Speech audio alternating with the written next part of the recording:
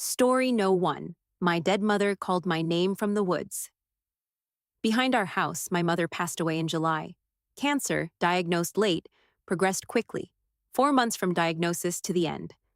I was with her when she died, holding her hand in the hospice room while the machines recorded the moment her body decided it was finished. I watched her go. I know what dead means. I know she's gone, and I know the difference between grief doing strange things to a tired mind and what I am about to tell you. She called my name from the woods 3 weeks after her funeral. I need to give you the context of the house first. We grew up in a rural property. My mother, my brother, and I. A farmhouse on several acres, with a tree line about 200 yards behind the back field. The woods beyond that tree line were deep and old, and we had played in them as children. And my mother had walked them for 30 years. She knew those woods. She had a particular path she liked, a loop that took about 40 minutes and that she walked every evening until she became too ill to do it. I was staying at the house in the weeks after the funeral, helping my brother sort through her things. It was a Thursday evening, around 8 o'clock, the light going gold and low the way it does in late summer. I was on the back porch with a cup of coffee, looking out at the field and the tree line beyond it, thinking about nothing in particular in the way you think about nothing when you are exhausted from grief. My name came from the tree line. Her voice. Exactly her voice. The particular way she said my name, which was slightly different from how anyone else said it. A quality in it that I had heard my entire life and that I would know anywhere in any condition. It came clearly across the field from the direction of the tree line, not loud, not distressed, just my name, called the way she called it when she wanted me to come in from outside as a child. I stood up from my chair. I want to be very honest about what I felt in that moment because I think it matters. I did not feel fear. I felt something I can only describe as a pull, the same instinct that 40 years of responding to my mother's voice had built into my body, the reflex of a child who hears their name and moves toward it. My body wanted to walk across that field toward the tree line. My body had been responding to that exact sound for my entire conscious life. My mind stopped me. My mind said, "She is dead. You watched her die. You held her hand. Whatever is making that sound at the tree line is not her." I stood on the porch, and I did not move, and my name came again. Same voice, same quality. The exact inflection she used when she was calling me in from outside, warm and patient, not urgent. Just my name. I went inside, and I closed the back door, and I locked it, and I sat at the kitchen table, and I did not go back out until morning. My brother was skeptical when I told him. He is a practical person, and grief was making all of us strange. And he had a dozen explanations ready. Animals, auditory hallucination, exhaustion, the particular way sound carries across open fields in the evening. He stopped being skeptical 10 days later when it called his name. He was in the backfield, at dusk when he heard it. His name, in our mother's voice, from the tree line. He came inside immediately, white-faced, and he sat across from me at the kitchen table, and he did not say any of his explanations. We finished sorting through her things, and we left the following week. The property is still in the family. My brother checks on it periodically during the day. Neither of us goes there after dark. I have thought many times about what would have happened if I had walked across that field, if I had followed my mother's voice into the tree line and into the woods where she used to walk every evening. I do not know what was waiting there. I know it knew her voice with a perfection that still makes me feel sick when I think about it. I know it used that voice deliberately, at dusk, in the direction of the path she always took. I know it called my name and then my brother's name with a patience that suggested it was not in a hurry. Whatever it was willing to wait.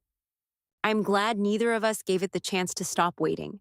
I still sometimes hear her voice when I'm half asleep, the particular way she said my name when she wanted me close. I let myself believe, in those moments between waking and sleep, that it is her, but I do not follow it, not anymore, not ever. Story No. 2, Something in the Walls. Learned to mimic everyone I loved. It started with my dog. Rusty was a beagle, 11 years old, with a very specific bark, short and sharp when he wanted to come in from the yard, different from the long howl he used for strangers, different again from the sound he made when he wanted his dinner. I knew every sound Rusty made the way you know the sounds of something you have loved for 11 years. In the spring of the year I'm going to tell you about, Rusty died, old age, peacefully, at the vet's office with me holding him. I buried him in the backyard under the oak tree he had always liked to sleep beneath in summer. 3 days later, I heard him bark from inside the walls. That specific bark, the short, sharp one, "Come let me in," from somewhere inside the wall, between the kitchen and the living room. Once, clearly, unmistakably, I stood in the kitchen for a long time without moving. Then I told myself what you tell yourself: grief, auditory memory, the brain preserving a sound it was not ready to lose. I made myself a drink and I went to bed. Over the following 2 weeks, the sounds changed. Not rusty anymore. Or not only rusty. My mother's voice, which I had not heard in 3 years since she moved to a care facility where her dementia had progressed to the point of silence. Her voice as it had been, before the illness took it, saying my name from the hallway, calling me for dinner the way she had when I was a child. Clear and close and heartbreaking. My father, who died when I was 19, whose voice I had nearly forgotten, suddenly present in the walls of my house, saying something I could not quite make out, something low and urgent. My best friend from childhood, killed in a car accident at 22. His laugh, the specific one he had, slightly too loud, genuine in a way that some people's laughs are not. From behind the bathroom wall, once at 2 a.m. I want to be clear about something. These were not vague sounds that grief was interpreting as voices. They were specific. The particular qualities that made each voice that person's voice and no one else's. The exact inflections, the exact timbres, the exact sounds that I would know anywhere. Whatever was in the walls of my house had access to a catalog of voices that only existed in my memory, and it was using them, one after another, cycling through the dead of my life with a patience that felt like research. I brought in a structural engineer. I told him I was hearing sounds from inside the walls, and I needed to know if there was an animal or a pipe issue. He opened 2 sections of wall in the areas where the sounds were most frequent. He found nothing. Clean insulation, clean structure, no evidence of anything living or mechanical in the cavities. He patched the walls and left. The sounds continued that same night. The last sound it made was the worst. It was a Tuesday night in May, and I was lying in bed, unable to sleep, listening to the silence and waiting, when a voice came from the wall beside my bed. My own voice. My own voice, speaking my name, with the exact quality and inflection of my own voice, from the inside, speaking the name that my mother gave me in the voice that I use every day without ever hearing it the way others hear it. I sat up in bed, and I said very loudly into the dark, "Stop! Silence! I know what you are. Stop using their voices." Silence, and then, from the wall, in a voice that was none of the voices it had used before, in something lower and stranger that I cannot describe accurately because I do not have reference points for it, it said one word. No, I was out of the house in 10 minutes. I stayed in a hotel for 3 nights while I arranged to break my lease. I never went back alone. I hired a company to pack my things while I supervised from the doorway, and I did not set foot inside again after those 10 minutes. I do not know what learned to speak in my walls. I do not know how it accessed sounds that existed only in my memory. I do not know what it wanted from me or what it would have done if I had followed those voices the way part of me wanted to every time I heard them. I know that it knew the one category of sound that could stop me in my tracks, the voices of everyone I had loved and lost. And I know that when I told it to stop, it said no, which means it understood me, which is the most frightening thing of all. Story No. 3. The voice on the baby monitor said, my name, and it was not my child. My son was 14 months old when it happened. Old enough to make sounds, not old enough to form words. He had a vocabulary of maybe 6 or 7 approximations. At that point, the soft, imprecise syllables of a child just beginning to map language onto the world. Mama, Dada, the sound he made for the dog, the sound he made for food. I knew every sound he was capable of making. I knew the full range of his voice the way parents know these things, completely, instinctively in the bone. My name is not Mama or any variation of it. My name is a 2-syllable adult name that a 14-month-old child cannot produce. I want to be absolutely clear about that before I tell you what came through the baby monitor at 3:17 a.m. on a Wednesday in November. My son's room was down the hall.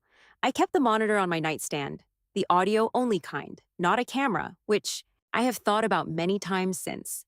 The monitor picked up the ambient sound of his room, his breathing, the white noise machine we ran for him, the occasional small sound of him shifting in his sleep. I was asleep when the sound came through. It woke me the way voices always wake. You more efficiently than any alarm. The particular way the human brain is wired to surface immediately at the sound of language directed at it. My name, on the monitor. Clear and adult and fully formed, spoken in a voice that was not my son's and not my husband's, and not any voice I recognized. I was sitting up before I was fully conscious. The monitor was quiet. Normal room sounds, breathing, white noise. My son's breathing, which I knew and which was regular and undisturbed. I lay back down, told myself I had dreamed it. The brain, in the transition between sleep stages, can generate the experience of a sound with perfect clarity. Sleep research documents this extensively. I knew this. I used it. I was almost asleep again when it came a second time. My name, same. Voice, patient, unhurried, with a quality of deliberateness, the quality of something that was making sure I was awake and had heard it correctly. I picked up the monitor and I listened to it for a long time in the dark. My son's breathing, the white noise, nothing else. I went to his room.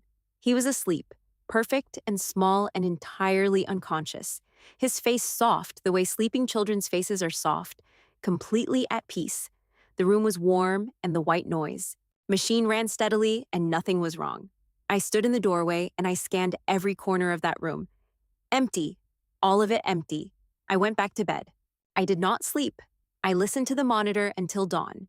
At 4:43 a.m., it said my name a third time, and then my son stirred in his crib and made a small, sleepy sound, and the monitor returned to his ordinary nighttime noises, and the voice did not come back. I told my husband in the morning. He listened and then went through the same rational sequence I had gone through. Interference from a neighboring monitor, a radio signal, a malfunction. He checked the monitor's settings. He searched for technical explanations online. He found several that were plausible. He did not find an explanation for why the interference, if that is what it was, knew my name. He did not have an answer for that. We replaced the monitor. We got a camera model so we could see the room directly. In 4 months of watching that camera feed, I have seen nothing unusual. But I do not sleep heavily anymore. I surface at every sound from the monitor. I check the camera at every alert. My son is almost 2 now. He is beginning to form clear words, real words, and his voice is the most familiar sound in my world. Whenever he calls for me from his room, I stand outside the door for just a moment before I open it. I listen first. I make sure what I am hearing is him. I make sure it is his voice and not the other one. The voice that knew my name, that spoke it 3 times in the dark, that was in or near my son's room at 3:17 in the morning on a Wednesday in November, while he slept 6 feet away, and heard nothing. I make sure, every time. I make absolutely sure.